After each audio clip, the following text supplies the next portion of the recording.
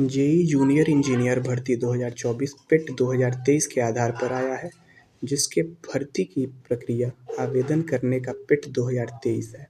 2 बार अभ्यर्थी पिट का परीक्षा दिए, 2021-22 में नियमावली में था कि उसी के आधार पर भर्ती आएगी, लेकिन आई नहीं।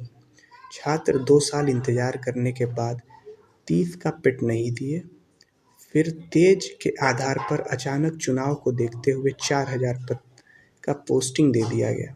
पहले 2800 दिया, फिर बाद में 4100 प्लस कर दिया, जिससे पुराने पिट दिए छात्रों को आवेदन करने का मौका नहीं मिल रहा है।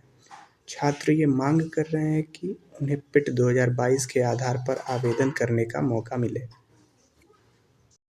आज आप लोग जगह जगह से इकट्ठा हुए हैं। सबसे पहले अपना परिचय दीजिए, किस उद्देश्य से आप लोग यहाँ पर आए हैं? आप अपना नाम बताइए और किस उद्देश्य। हमारा नाम है कपिल रावत, हम कानपुर से आए हुए हैं। जूनियर इंजीनियर की परीक्षा हम लोग देते हैं, डिप्लोमा होल्डर हैं जी। आयोग ने पीटी को लागू कर दिया है। 2023 की पीटी जो है उसको बाध्यता है वो हमारे लिए।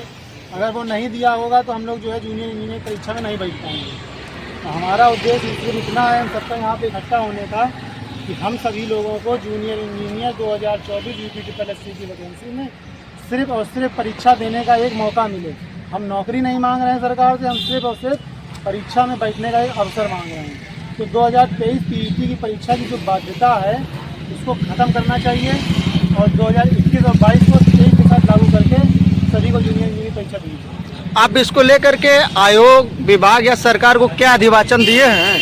हम लोग पिछले 2 महीने से प्रयास भी कर रहे हैं और हम लोगों ने माननीय मुख्यमंत्री जी के जनता दरबार में भी जाके दिया, ब्रजेश पाठक जी को भी दिया।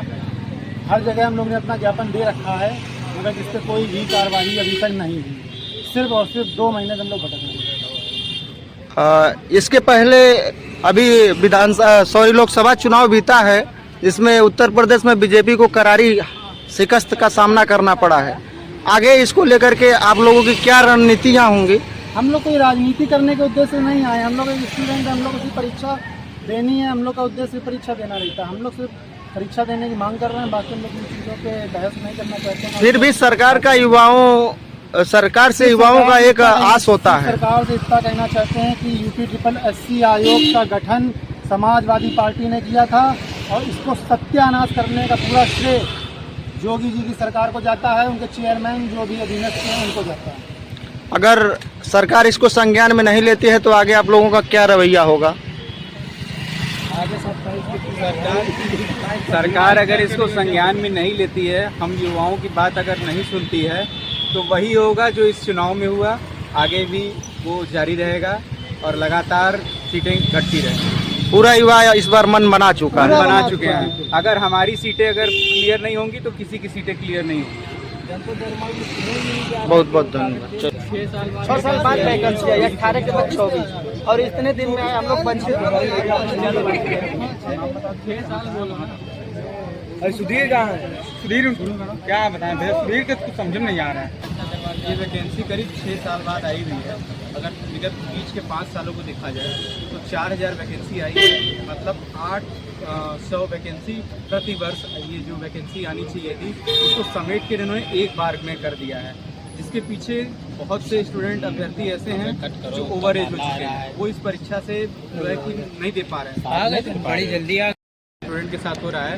और आपको मैं ये भी बताना चाहूँगा कि अभ्यर्थियों ने पेट इंट्रोड्यूस हुआ, उसके बाद से अभ्यर्थियों ने लगातार आरटीआई भी डाला, जिसमें आयोग ने हमेशा ये कहा कि 2021 पेट से जेईई की वैकेंसी प्रस्तावित है। 2022 में भी एक इंटरव्यू में बोला कि 2022 पेट की जेईई की वैकेंसी प्रस्तावित है, लेकिन उन्होंने 2021 में जेईई की वैकेंसी डाली और 2022 में डाली, 2024 कॉपी डाली, वो भी 2023 पेट से।